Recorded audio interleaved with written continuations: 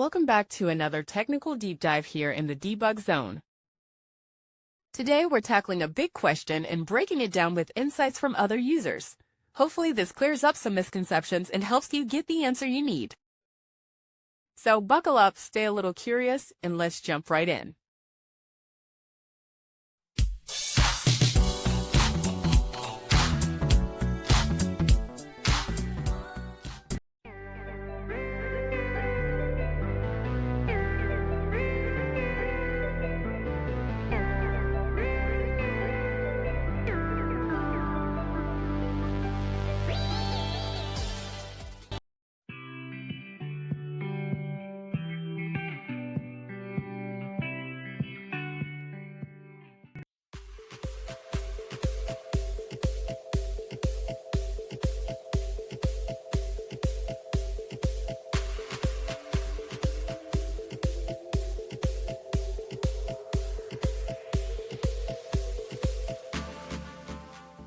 And that's a wrap.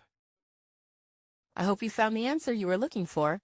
If you did, take a second to hit that subscribe button. It really helps out. And let me know in the comments which solution worked best for you. See you next time in the debug zone.